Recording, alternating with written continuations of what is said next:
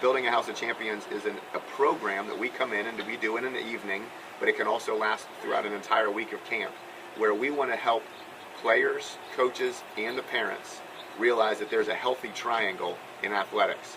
It starts with the player, the parent, and the coach. And in this triangle, there's 3 relationships. And when those relationships are healthy, then we're building a house of champions. When any of those relationships gets broken, then those relationships cause bad performance on the field. And those obviously can enhance bad performance off the field too. So we feel like if a parent can learn to respect a coach, can learn to serve the coach, can learn to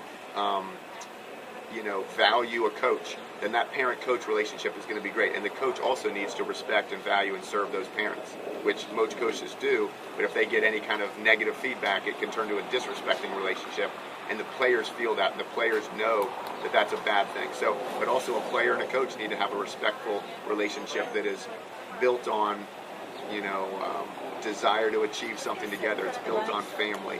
And so when you look at all those relationships back and forth between player, coach, and parent, when those are healthy, you've got a great thing going. Typically on a Friday night, a typical dynamic schedule for me, 10 different Friday nights, I'll be on 10 different sidelines. Now more recently, I've started spending more time at certain schools that really have a bigger need for me, or that I've developed some relationships with some young kickers that I think really have the potential to go all out with their ability, but also their competitive greatness. And so if I can spend a little extra time with them on Friday night and help them get through some of the hurdles and the roadblocks that'll be in their way earlier in their career, now later on I won't need to be on the sideline with them because they've learned the things they've needed to learn. They've experienced some things that will help them get through the tough times. And we train 45 to 50 of the top high school kickers in North and South Carolina. So I can't be on everyone's sidelines, but I do love spending time on different sidelines on Friday night. And I think that helps build a trust with those coaches also, when they see that I'm there not to be the man up front or make any calls, but just to be behind the scenes, helping their kicker to be excellent, helping their warm-up to be excellent, helping their pregame routine to be excellent. I'll be over there taking snaps and working with them so that everything leading up to that kick in the game, they've got the best chance to succeed. We've had a great track record over the last 10 years of developing athletes this way. Now these athletes want to give back.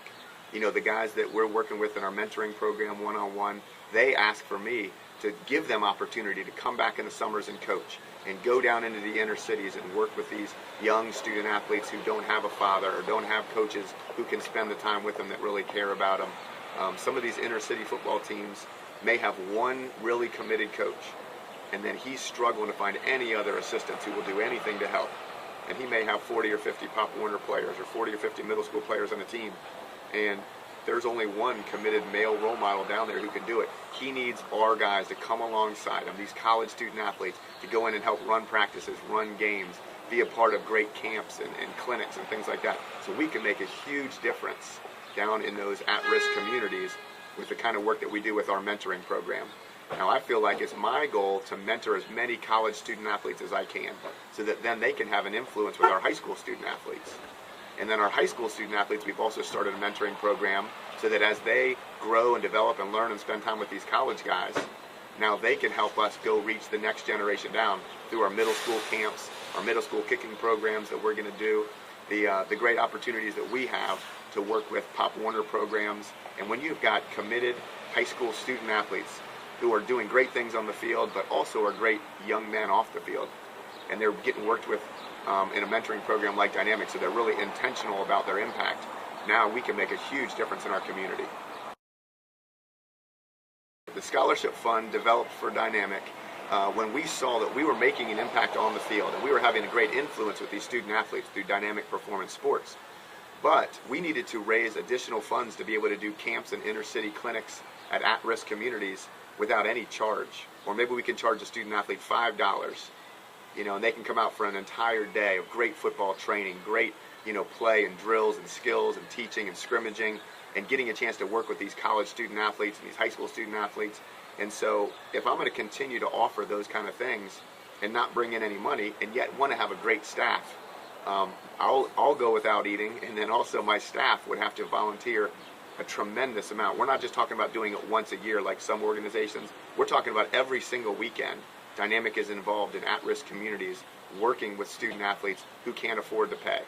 And so therefore I started the scholarship fund so that local businessmen and businesswomen and local businesses in general, also churches, and people that have been a part of our program in the past, families, can say, you know what, that's something that I want to give to. That's something I want to be a part of.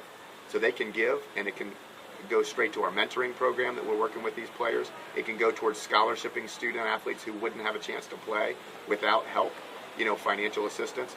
And then we also have a big banquet every year, and it's called our Greater Charlotte Football Awards Banquet, hosted by Dynamic Performance Sports and South Charlotte Sports Report. And we do an entire banquet where we give out 14 awards based on leadership of the year, players showing great leadership, a community outreach award, but we also have the offensive player of the year, the defensive player of the year, the kicker of the year, the punter of the year, some great awards. And we like to award scholarships to players who win these awards. So when they go off to college, they know that Dynamic has appreciated what they've done on and off the field. That student athlete never forgets that we could have done anything with that money but chose to invest it in them, in their education, in their student athlete experience. And so now they want to give back. They want to pay it forward to the next student athlete, or they want to go work camps and have a chance to use their gifts and their abilities to make a difference on the field and be an influencer. So we hope that Dynamic is creating influencers, and the Dynamic Scholarship Fund is one tool, one resource that we can use to do that.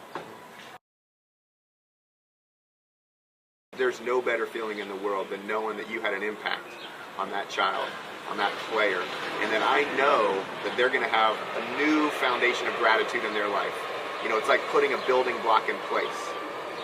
And it doesn't have to be that you took care of all their needs financially, or that they became the greatest player ever because of your coaching. Really, they want to know that they're loved, they want to know they're cared about, and that you value them as a person. And when you can communicate that to somebody and they really grasp that, now you've got a player who can go make an impact on a team, or now you have a player who can go make an impact in his community and his family, somebody who can say no to drugs and alcohol because they have a reason to. They have a reason now. They got a foundation in place. And so you've got to continue those relationships. I try to, get around these guys, not just once at a clinic or not just for a week at a camp, but if I find a family and they've got some boys in that family and I can see that they need influencing, they need a mentor, then I'm going to invite that family to continue to be part of what I'm doing. I'm going to take them along with me everywhere I go. They can be part of all 8 weeks of our summer program, and I don't care if there's a cost or not. I want those boys with me. And when they're with me, then they're going to be with other great men that I surround myself with. And then now we can influence and impact. And I'm going to put them in leadership position, give them a chance to influence some other people. That's going to give them those building blocks, those foundations.